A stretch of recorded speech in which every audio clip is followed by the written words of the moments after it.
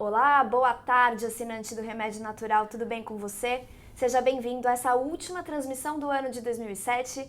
2007 não, 2017, tô completamente louca, desculpa.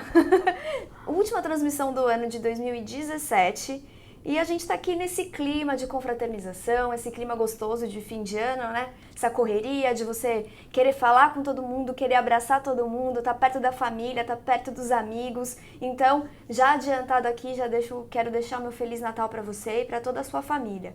E como sempre, quem tá aqui acompanhando a gente é a doutora Denise Carreiro. Tudo bem, Denise? Boa tarde. Tudo bem, Nívia, boa tarde, né? Todo mundo aí, acho que em todo lugar que a gente anda, né? Clima já de festa, de realmente... Que Deus proteja todo mundo, realmente, um bom Natal para todo mundo, um bom fim de ano, né? E vamos nós começar aí o último do ano. Vamos, a gente tava, né, nos bastidores, nos arrumando antes de entrar aqui em cena, e a gente estava comentando, né, que a gente lembra exatamente um ano atrás que a gente fez um webinar também, era vésperas de Natal, estava até usando um chapéuzinho de Papai Noel naquela ocasião, e já faz um ano. Então, assim, esse webinar também tem a missão de agradecer você, nosso assinante, por essa companhia, né? Já tem mais de um ano que a gente está aqui promovendo a alimentação segura e todas as orientações e recomendações da doutora Denise Carreiro, que são ótimas. Eu aplico na minha vida, eu já me sinto melhor e muitos de vocês nos relatam isso por e-mail. Vocês falaram que tem seguido, que tem dado certo, que tem tido muito proveito. Foram muitas mensagens carinhosas, mensagens muito fofas. Quero agradecer em nome de toda a equipe da Jolivie, porque a gente não faz o remédio natural sozinho, né? Tem uma equipe inteira por trás e fica aqui também o meu agradecimento a você e a todos eles. Mas vamos ao que interessa, vamos às perguntas, porque como eu já te avisei, Denise, a primeira pergunta é polêmica. Já começa. Vamos começar com polêmica, vamos terminar 2017 cheio de polêmica, que faz parte também, né, de Com tudo. certeza, né? Então a pergunta é do Davi Silva, ele diz assim, a pergunta dele é a seguinte: uma vez que o açúcar faz tanto mal à saúde, por que ele é liberado e usado em quase tudo sem qualquer restrição? Passo a bola. Aí você pode ampliar isso, né? Uhum. Se já tem tantos estudos comprovando os efeitos adversos dos aditivos químicos, né? Que em vários países já são proibidos, por que também estão usados aqui, né? À vontade e em alta quantidade nos alimentos ultraprocessados. Se a gente tem tantos lugares como uma universidade de Harvard, como várias universidades do Canadá, como até a comunidade europeia, colocando os perigos do consumo regular de derivados de leite, por que aqui ninguém fala nada e ainda fala que leite é vida? Quer dizer, então, na verdade, não existe, infelizmente, uma preocupação com a saúde da população. Ainda a gente percebe que a preocupação é muito mais com a saúde da indústria, né? Então, não existe isso, infelizmente. A gente vê isso, inclusive, até pela atual medicina, né? E a minha culpa também, pela atual nutrição. De uma maneira geral, a nutrição clássica também está muito mais preocupada em contar caloria do que efetivamente de nutrir o organismo, de trabalhar pela nutrição celular. Certo. Da mesma maneira que a gente vê hoje, no geral do atendimento na medicina, o controle do sintoma. E aí vem, isso tudo para mim é uma coisa que se junta. Eu costumo brincar que eu falo que entre a indústria alimentícia promovendo o alimento ultraprocessado, cheio de açúcar, de aditivo químico e de alimentos inflamatórios, incolui com a indústria farmacêutica, porque aí depois você vai e toma remédio. Sim. Né? Então, na verdade, eu até brinco que eu falo que todas essas coisas que a gente fala, elas são muito baseadas na fisiologia, de como o organismo entende esses nutrientes ou estas substâncias que não são nutrientes e que na verdade hoje são utilizadas. E a hora que a gente pensa nesse processo, e que acredito que muitos de vocês que estão agora acompanhando a gente já fizeram pequenas mudanças na alimentação e sentiram a diferença dela no organismo. Sim. E eu falo que a hora que efetivamente a gente trabalha por isso, pela fisiologia, por como o organismo funciona, comendo comida de verdade, você imaginou o seguinte? Vai que você sara. Se você sarar e não precisar tomar remédio, como é que vai ficar?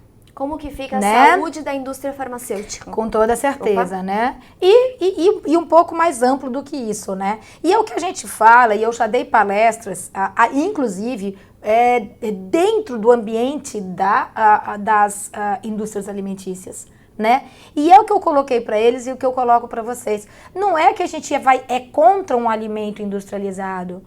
Porque se você pensar né, na população de uma maneira geral, nós vamos precisar de alimentos também industrializados para alimentar todo mundo. Não adianta, no mínimo pelo alimento processado, mesmo que não seja ultraprocessado.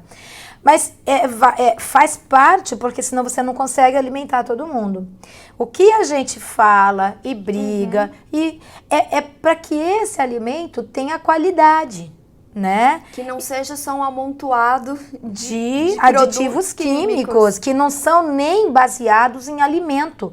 Esses alimentos ultraprocessados, eles são baseados em partes dos alimentos e não nos alimentos. Por isso que o Guia Alimentar da População Brasileira, publicado em 2014, coloca: não consuma ultraprocessado. Consuma o processado moderadamente, prefira comida de verdade, né? Usa os ingredientes culinários com parcimônia e entre eles o açúcar. Então, na verdade, mais uma vez, não é assim, nunca comer um doce, nunca consumir. A ideia nunca foi essa.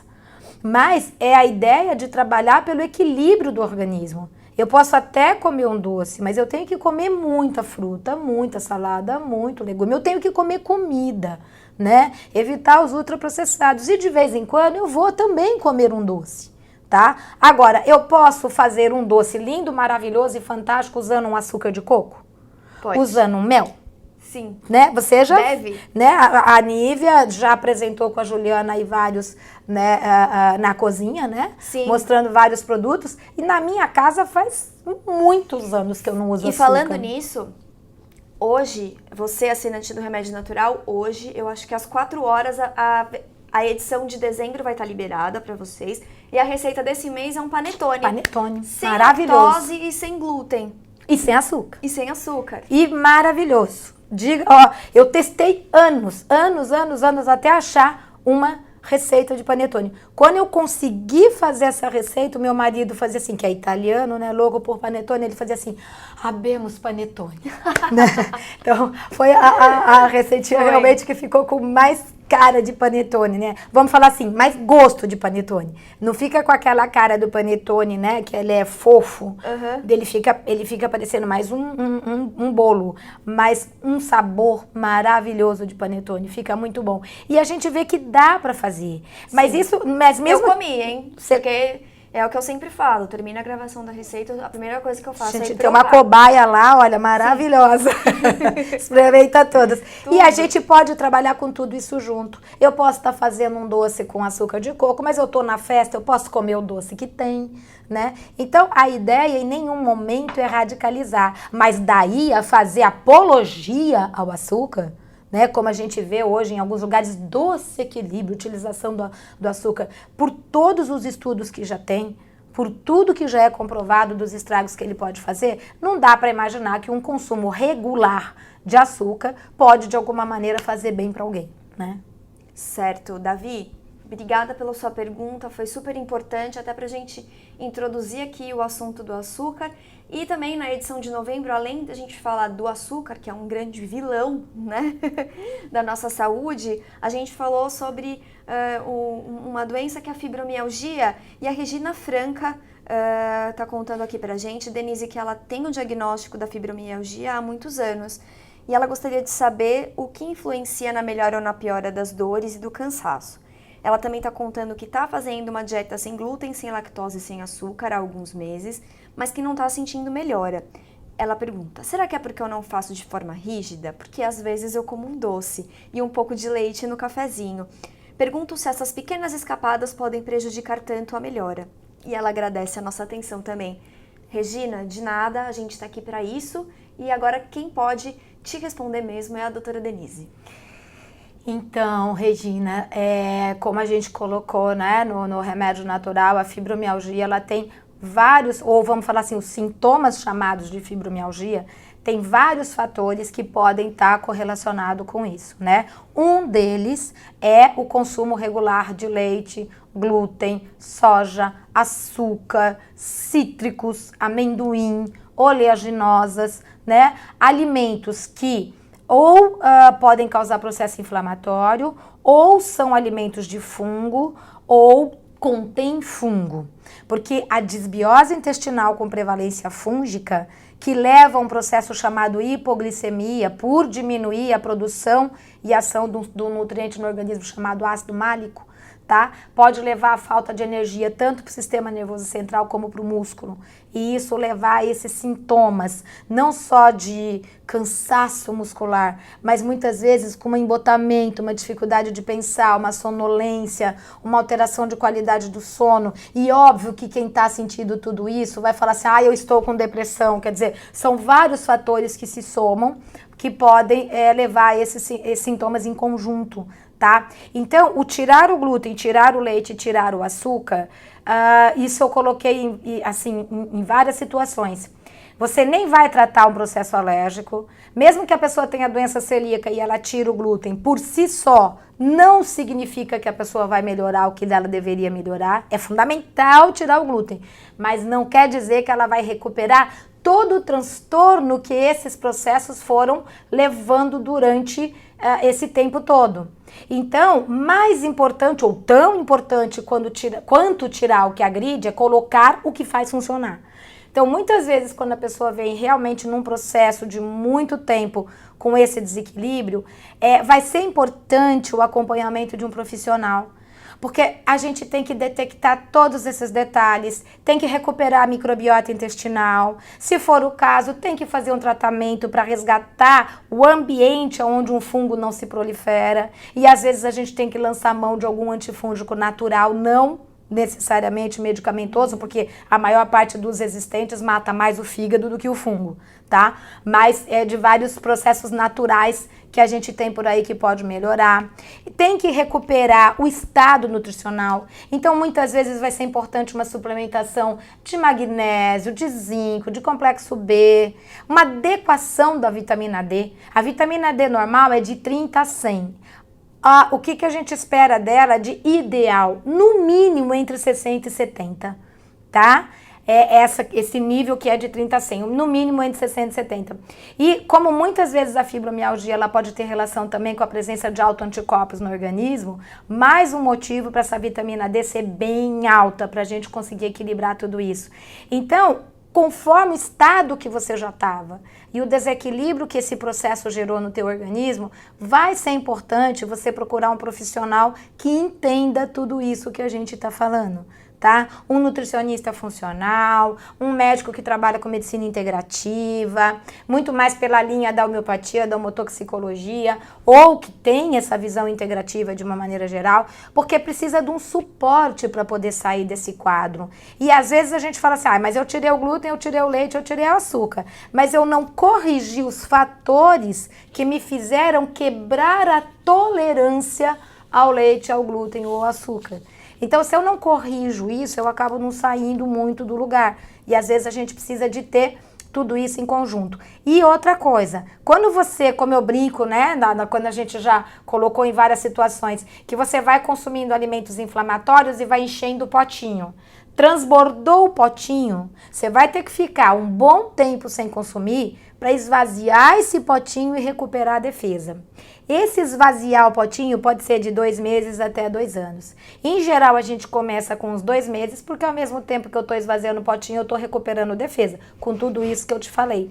Só que aí, o que acontece dentro desse processo? Muitas vezes, se você vai diminuindo esse alimento, até vai melhorando os sintomas, mas no meio do caminho você come de novo, você nunca deixa esse potinho esvaziar. Então, você nunca sai do quadro. Principalmente quando fala em fibromialgia, você pensa em desequilíbrio da microbiota com aumento de fungo no intestino. E aí o açúcar é determinante, vamos juntar os dois temas, né? Exatamente. É essencial que você fique longe do açúcar. Até pode usar um açúcar de coco, até pode usar um mel, que às vezes o pessoal fala, não pode usar nada que tenha sabor doce, só para virar tortura. Tá? Porque não vai fazer diferença nenhuma. Pode usar um açúcar de coco, pode usar um mel, uma frutose, uma estévia. Então, tem várias coisas que dá para ser usada e a gente não precisa sofrer, deixar de comer um doce, tá? Dá para comer, mas realmente é importante tirar todo tipo de açúcar. Não adianta ser mascavo. Aliás, o que mais tem fungo é mascavo. Tá? Não adianta ser mascavo, não adianta ser demerara, não adianta ser orgânico, não adianta ser melado, tem que tirar sacarose. Fungo gosta mais do que a gente do açúcar, tá? Até por isso ele produz várias substâncias hipoglicemiantes no intestino para fazer você ir atrás do açúcar. E eu até hoje nunca vi ninguém com sintomas de fibromialgia que não tivesse essa disbiose com prevalência fúngica. Ninguém. No meu consultório eu nunca peguei ninguém que tivesse esses sintomas sem ter esse desequilíbrio da microbiota com prevalência fúngica. E aí é fundamental que você fale assim, opa, pelo menos uns 2 meses eu vou radicalizar. Como eu pego os pacientes que estão chegando agora em dezembro, eu falo, espera passar o fim do ano. Sim. Aí começa a radicalizar, porque senão você não muda, né? Nessa época é muito difícil, né? Com certeza. E aproveitando que você falou sobre fungos e sobre o açúcar mascavo, a próxima pergunta é exatamente sobre isso, é do nosso assinante Paulo Roberto Cabral Correia. Ele fala que você já comentou que o açúcar mascavo tem fungos. Ele consome o kefir à base do açúcar mascavo há uns 7 meses, porque ele não toma o leite. Tem algum problema continuar a tomar o kefir de açúcar mascavo? Eu acho mais interessante trocar pelo açúcar demerara orgânico, tá? Eu acho que, assim, dá no mesmo e você tem menos chance de ter fungo no açúcar demerara orgânico do que no açúcar mascavo. Foram feitos vários testes pela Proteste. Então, ela pegou vários tipos de açúcar mascavo do Brasil e não encontrou açúcar mascavo sem a presença de fungo. Sem a presença de fungo.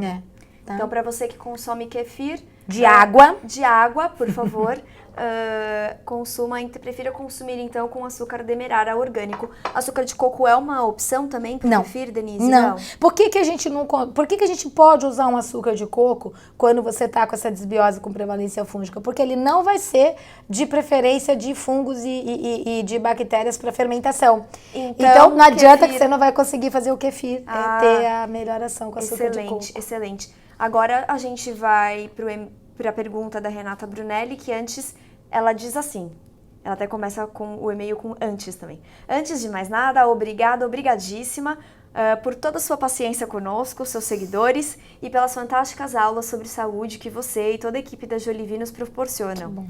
Renata, muito obrigada. A gente que tem que agradecer a companhia de vocês. Com certeza. E por acreditarem na gente e toda essa relação de confiança, né? Ela gostaria muito de saber se existe um substituto para o açúcar, que vou fazer uma pausa aqui na pergunta dela. Eu acho que é a dúvida da maioria das pessoas que está aí do outro lado, né? Não pode consumir açúcar, mas a gente está tão acostumado, o que acontece, né? Ela ainda diz que não seja um substituto que não seja um desses adoçantes artificiais que fazem mal à saúde. Procura um substituto, seja para cozinhar, como para adoçar um cafezinho, então algum produto que não tenha o sabor da cana, como o melado ou a rapadura. Ai, não gosto. Por enquanto encontrei o xilitol, mas não sei se é o melhor, o ideal. O açúcar de coco é gostosinho, mas deixa o sabor da fruta em tudo, mudando assim, às vezes, o propósito da receita. O que a gente pode dizer para Renata, Denise? Eu acho que assim, tem receitas que ele vai combinar muito bem, tem receitas que ele não vai combinar tanto, então No café é bom. Eu uso. Eu uso no café, eu uso no suco, eu uso para fazer bolos, eu uso para fazer... Para várias coisas eu utilizo o açúcar de coco. E eu acho que é um pouco também da gente se acostumar com o sabor. Sim. Porque ele tem um sabor que parece mais do açúcar mascavo. Sim, hoje eu já não consigo mais tomar café. Olha que eu tomo bastante todo dia de manhã. Quando eu chego aqui no Jolivie, eu fico louca pelo café da Lúcia. Eu não consigo mais tomar com açúcar branco. Não dá mais, pra mim é só com açúcar de coco agora. A gente acostuma, o paladar ele vai modificando, tá? E a gente tem algumas coisas naturais, por exemplo, existe a frutose 100% natural. Só que a frutose 100% natural, bom, ela parece um açúcar cristal, tá? Mas lembra quando a gente coloca que a gente tem que comer uma porção de fruta por vez e que não pode muito tomar suco muito concentrado, porque tanto comer muita fruta de uma vez só como suco concentrado pode dar pico de glicemia? Então a gente também tem que tomar cuidado com o excesso de frutose. Então a frutose 100% natural, ela é interessante para quando você fala assim, eu quero adoçar um suco. Então uma colherinha de sobremesa adoça, realça o sabor da fruta. Eu quero adoçar um quarto de abacate, perfeito. Eu quero adoçar uma crepioca que uma colherzinha resolve. Show! Agora, quando que ela não é interessante? Para mim fazer um bolo, para mim usar numa preparação que iria uma quantidade grande. Então ela é uma opção. O agave orgânico, que o processamento dele é diferente, ele pode ser também uma opção, tá? Para usar aí, né, como mais um adoçante para quem aceita. A stevita para quem aceita o sabor, a stevia para quem aceita o sabor, tá? Porque a stevia, de uma maneira geral, é a única que realmente não se tem nada muito concreto contra ela. É a natural, porque é uma planta, a stevia rebadiana é uma planta, tá? Mas não é todo mundo que aceita o sabor, tá? O mel, sempre de preferência também mel orgânico, mel de verdade, né? Esse mel, de uma maneira geral, ele até o diabético pode usar até nessas relações que a gente fala que a gente quer evitar aumento de fungo, o mel ele pode ser utilizado. Só que o que acontece com o mel? O potencial alergênico dele é alto. Então, não é interessante ficar usando mel todo dia em tudo, né? Mas como mais uma opção. Aí, né? Exatamente. O xilitol, teoricamente, ele parece ser legal, mas não tem ainda nada que você pode bater o martelo, entendeu? E falar assim, eu sempre fico um pouco com o pé atrás de algumas coisas que vão aparecendo até a gente ter um pouco mais de domínio. A ciência, ela vai num processo, né? Quando surgiu a sucralose, era a melhor coisa do mundo.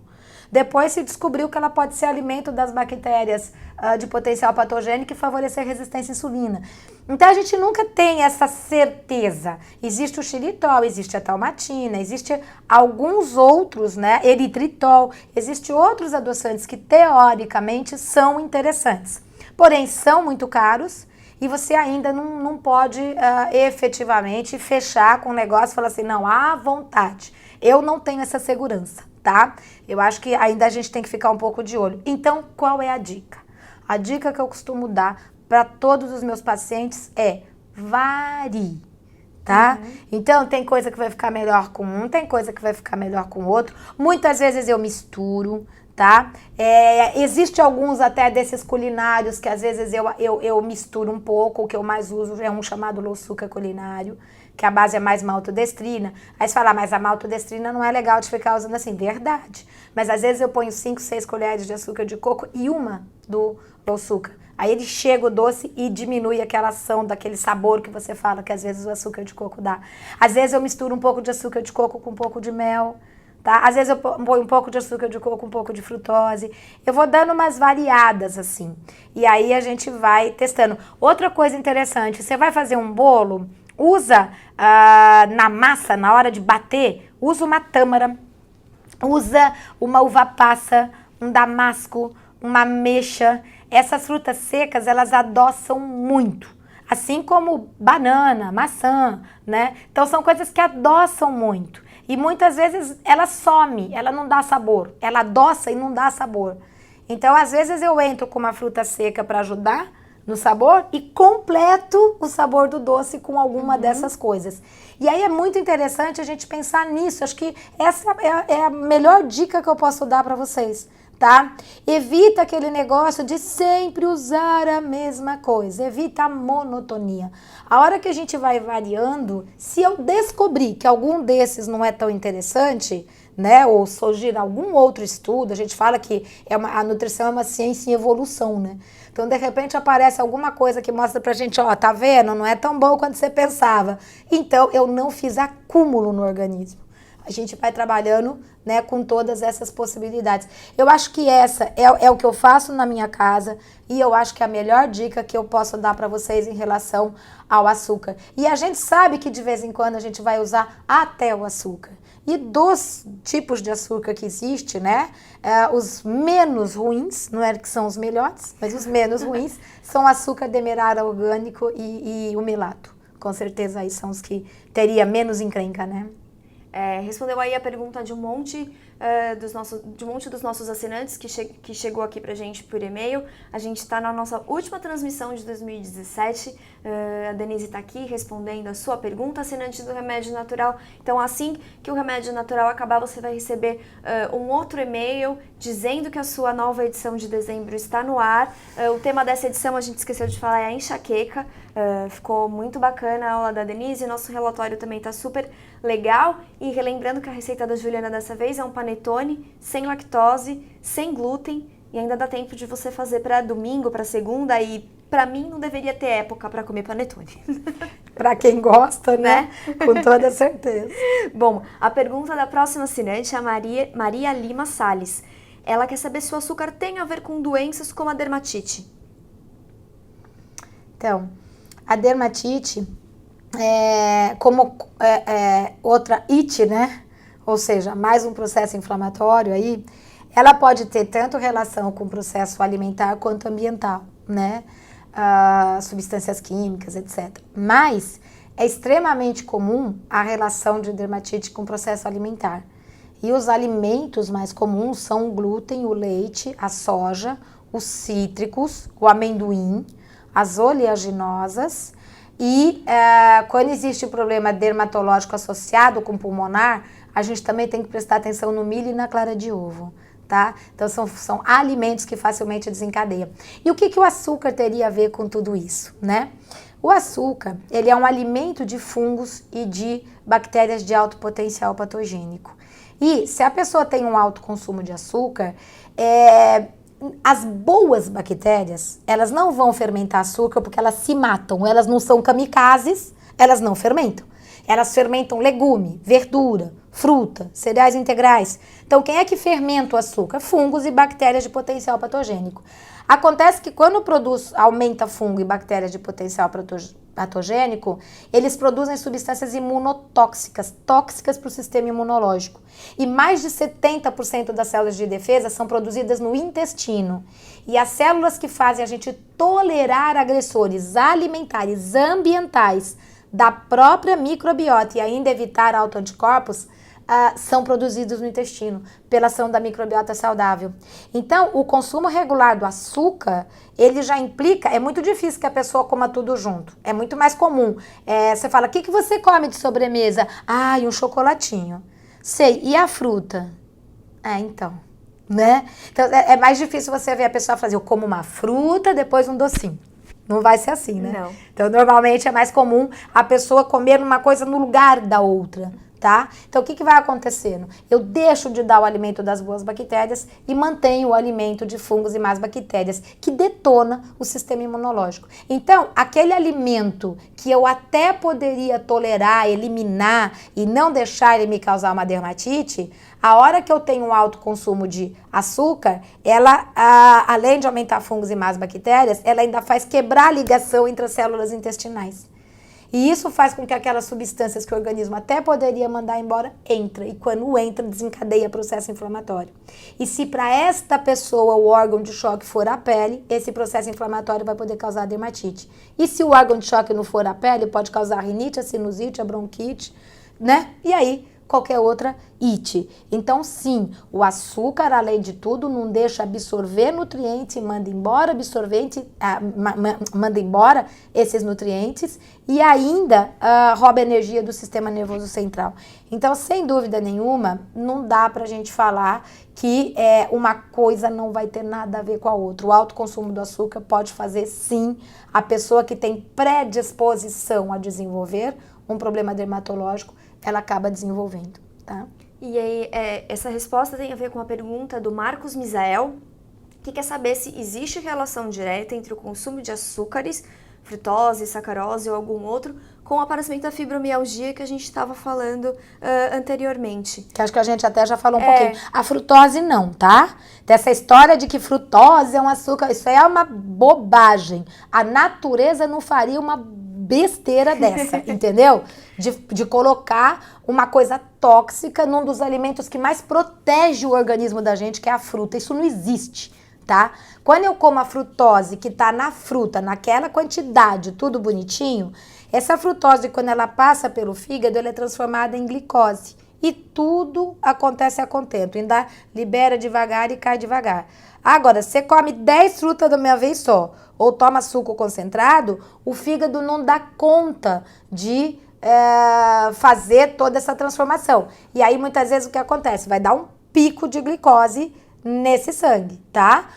E ainda pode levar para gordura no fígado. Então, não é a fruta ou a frutose da fruta que causa isso, é o desequilíbrio, é o consumo excessivo de uma vez só. E o xarope de milho invertido que tem nos alimentos ultraprocessados, que tem uma frutose que é absorvida de uma maneira extremamente violenta.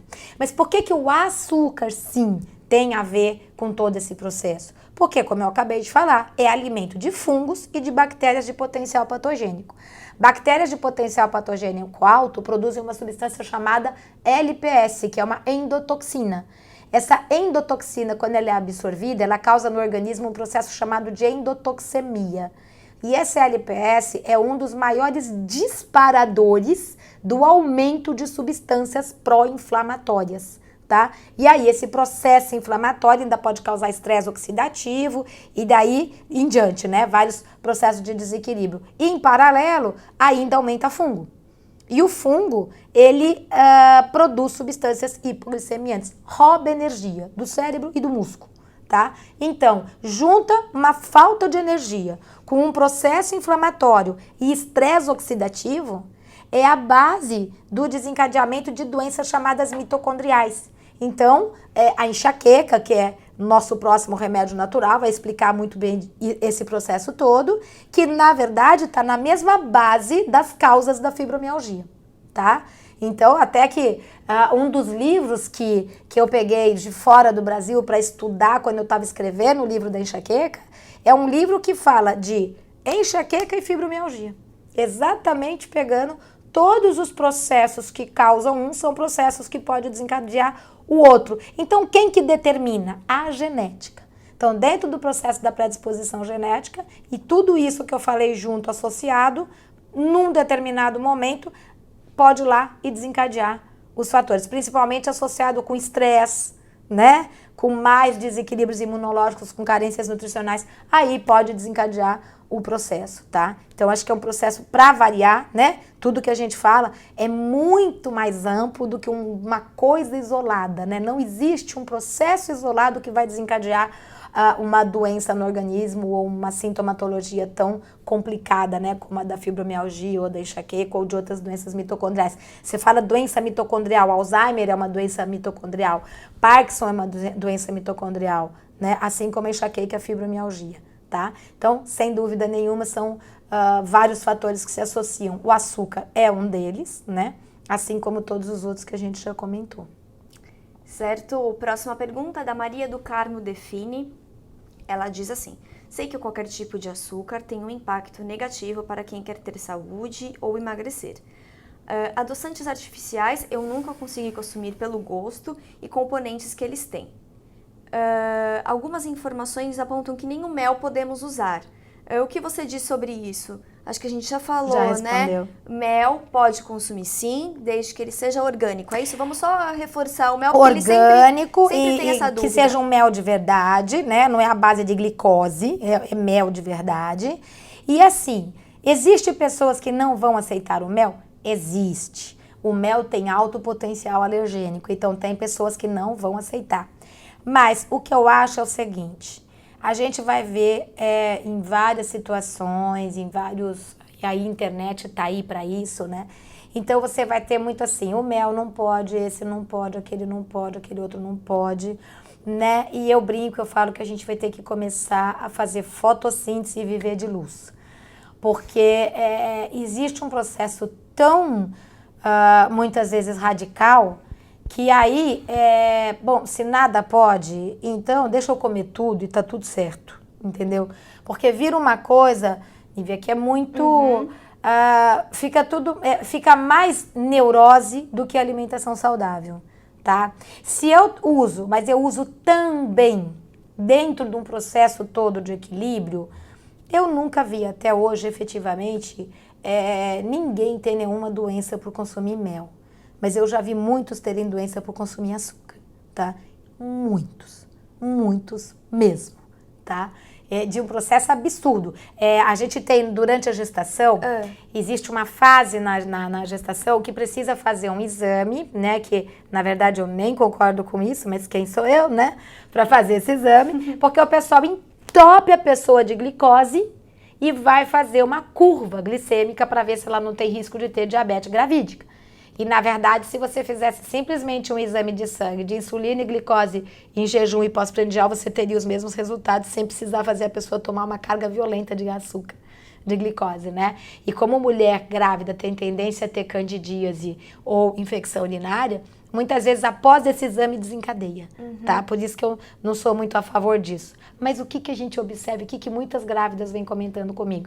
Então, doutora, eu fiz o exame e aí, naquele dia, eu não consegui trabalhar, porque o nenê não parava na barriga. Não parava, pulava, chutava, não parava na barriga, tá? De tão agitado que fica. Por que será? Tá? Nossa, o que eu já vi isso, eu já vi de pessoas falarem, doutor, o nenê tá muito agitado, a nora da moça que trabalhou um tempo em casa, o nenê tá muito agitado, ela nem dorme. Eu falei, é mesmo? Ela tá comendo açúcar? Tá, pede pra ela parar. Não agitou mais.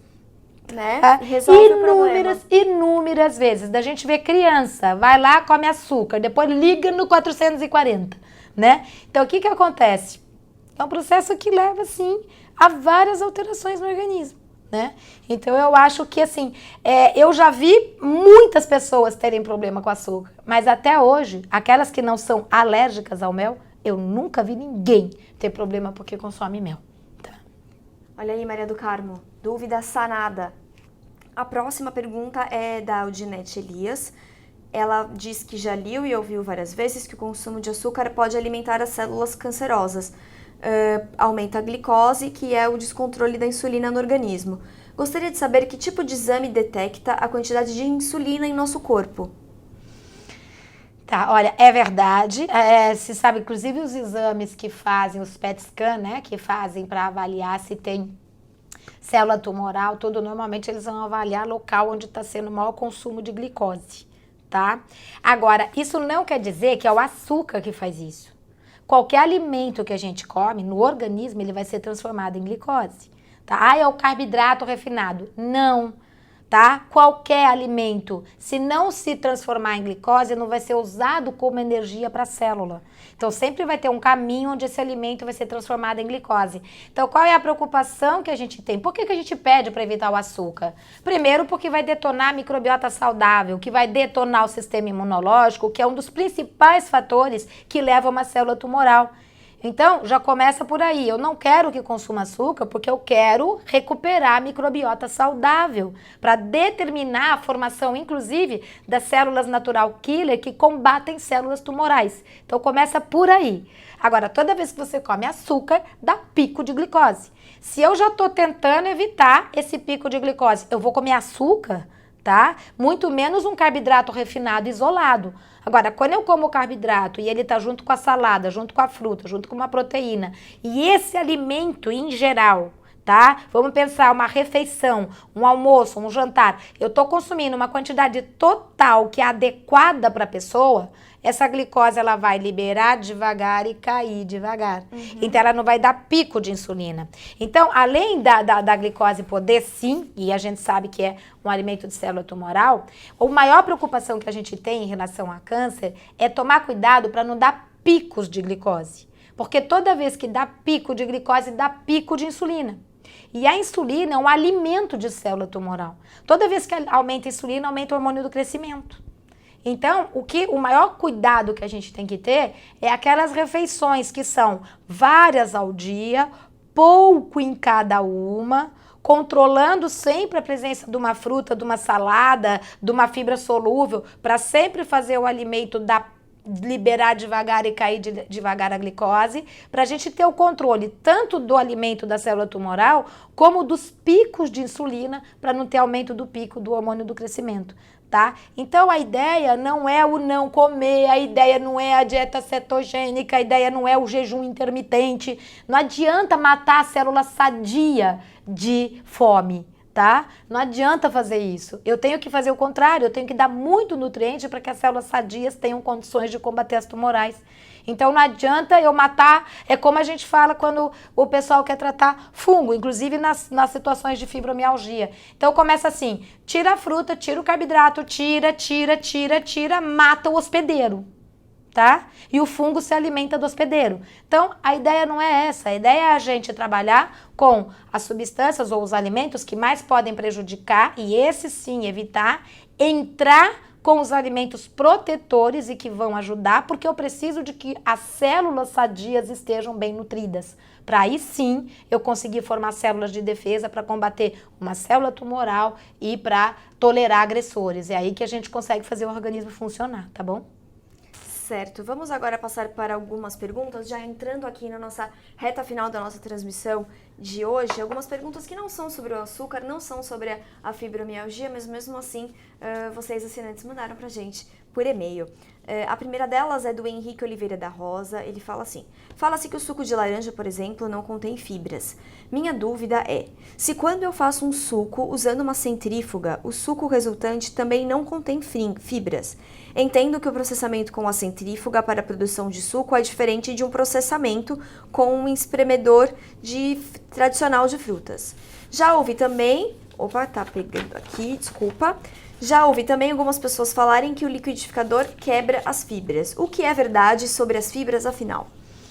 Tanto o processador como o liquidificador, você vai ou não ter fibra ou diminuir absurdamente as fibras, tá? Então, assim, com certeza, se você quer a fibra da fruta, coma a fruta, tá? Isso não quer dizer que você não pode tomar um suco, mas o suco, em qualquer situação, ele vai sim perder as fibras, tá? Pode ser o processador, pode ser o liquidificador.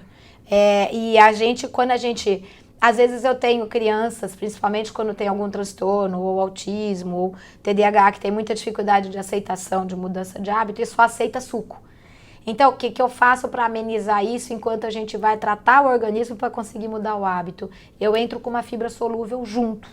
Então, bate uma batata Yacon junto com a fibra, porque a batata Yacon tem inulina, e a inulina não se perde quando bate, tá? Então, uma biomassa de banana verde que tem amido resistente, você também não perde quando bate. Ou quando você vai usar uma linhaça ou uma chia, que são fibras solúveis, ou um flocos de amaranto. Quando a gente usa a farinha de banana verde, quando a gente usa essas coisas batidas no suco, a maior parte delas não dá sabor, mas mantém uma fibra solúvel, que não é a insolúvel, aquela fibra que é a da casca, isso você não vai manter, mas você mantém a fibra solúvel quando você associa uma dessas coisas. E aí a gente consegue amenizar o processo de você de não comer a fruta e tomar o suco, né? Então a gente tenta dar uma adaptada, né, do ideal na realidade daquela situação que a gente tem naquele momento. Às vezes eu tenho pessoas que não conseguem deglutir, né? Então, tem pessoas de idade, não conseguem mastigar, não conseguem. Então, o que a gente faz? Põe essas fibras para poder dar um pouco de suporte para o suco. Então, com certeza, você não vai ter no suco mais nem 1/10 das fibras que você tem quando você come a fruta, tá? Não tem jeito. Certo. Próxima pergunta, do Aldebaro Baena. Ele conta pra gente, Denise, que tem artrite reativa, espondilose anquilosante, hipertiroidismo e agora com suspeita de psoríase. Ele fala assim: a senhora falou que a tiroidite de Hashimoto, artrite reumatoide e psoríase são causadas pelo desequilíbrio no estômago e no intestino delgado.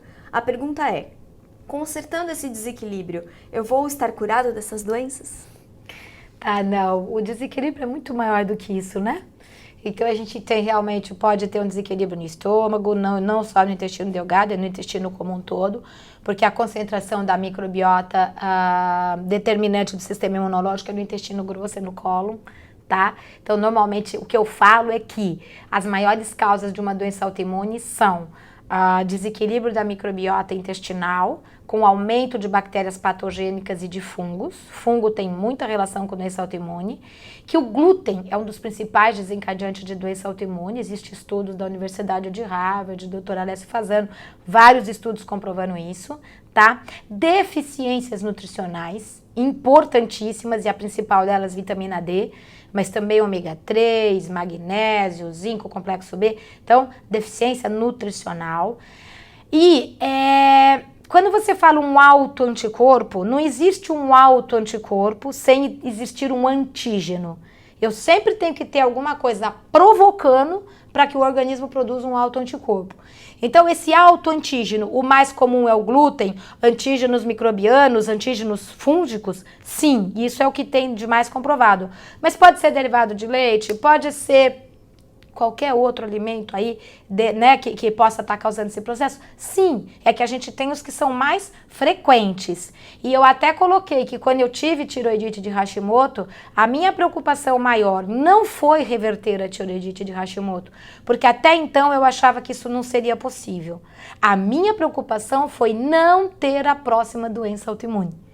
Porque se o meu organismo quebrou a tolerância imunológica dele, a ponto de desenvolver uma doença autoimune, então é facinho para desenvolver a próxima e a próxima, tá? Então a minha preocupação na época de tirar o glúten, de tratar o intestino, de tirar o açúcar, de fazer uma suplementação nutricional adequada, foi para não ter uma próxima doença autoimune. A minha surpresa foi reverter a tireoidite de Hashimoto, tá? E a partir daí, isso já fazem mais de 15 anos e eu nunca mais desenvolvi nenhum processo. Agora, isso a gente observa na clínica com muita facilidade. Quantas e quantas vezes, a gente estava comentando agora há pouco, não é, Nívia? Sim, exatamente. Em relação ao FAN, que vai negativando, fator antinúcleo, que é um marcador de doença autoimune, anticorpos antiperoxidase, antitireoglobulina da tireoide, anticardiolipina, antifosfolípide. Todos esses autoanticorpos, eu já tive inúmeros casos no consultório que foram negativando, tá? Então eu posso sim reverter um processo? Eu acredito que sim. Como vários eu já vi acontecer isso. Agora, a predisposição genética você vai ter sempre. E é aquele processo que a gente fala. Eu posso ter uma predisposição genética, mas o meio determina que o gene se expresse ou não.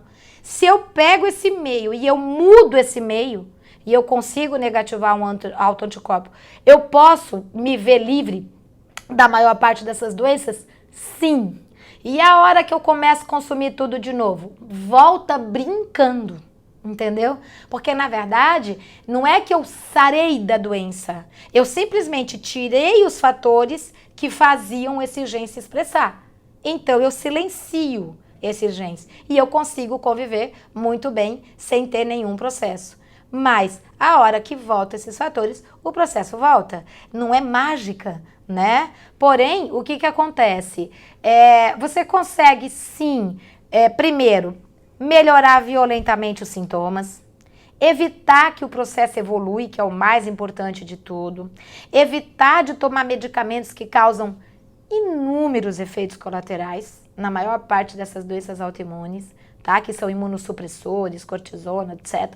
Então, com certeza, isso a gente consegue fazer sem dúvida.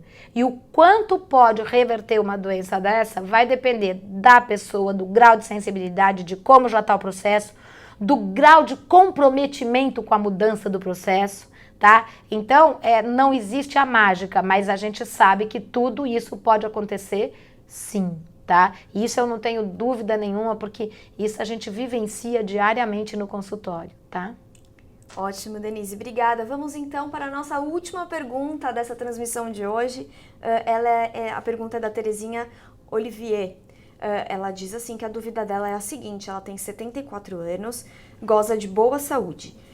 Ela conta também que perde peso com muita facilidade e tem dificuldade para recuperar o que perdeu. Atualmente ela pesa 50 quilos.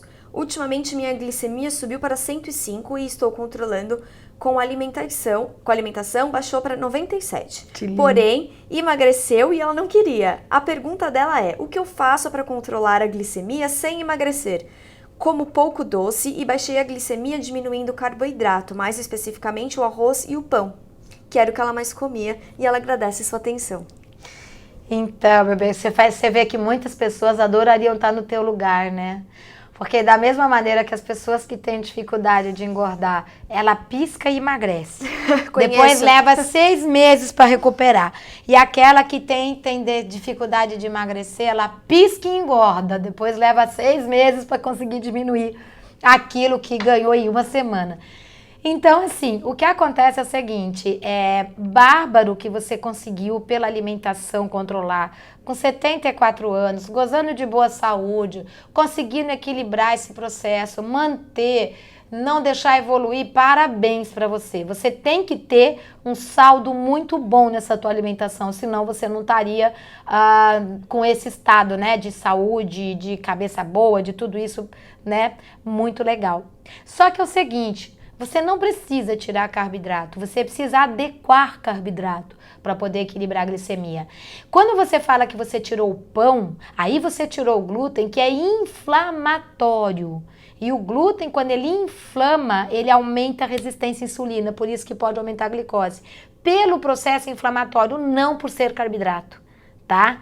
Então, você pode tirar o pão e deve tirar o pão, assim como toda farinha, né, feita de trigo, todo alimento feito com trigo, mas você pode comer a batata doce, você pode comer a mandioca, a mandioquinha, o cará, o inhame, o arroz integral, o grupo do feijão, feijão, ervilha, lentilha, grão de bico, feijão branco, preto, azul, verde, jalo, de corda, vermelho, né? Esse grupo do feijão ajuda a equilibrar a glicemia, né? Associado ao arroz e feijão, como a gente já falou várias vezes, salvo o brasileiro, né? Aí você precisa comer muito em qualquer uma dessas refeições? Não. A gente tem que ter alimentação regular, em horários regulares e trabalhar a quantidade adequada por vez. Então, não é tirar o carboidrato que vai te ajudar a manter um estado de equilíbrio. Você pode até diminuir a glicemia, mas você vai trazer outros processos de desequilíbrio para o organismo. Então, é adequar o carboidrato, é tirar os alimentos inflamatórios como o glúten, o leite, o açúcar, o amendoim, cuidado um pouco com o grupo da laranja, deixa para consumir só de vez em quando.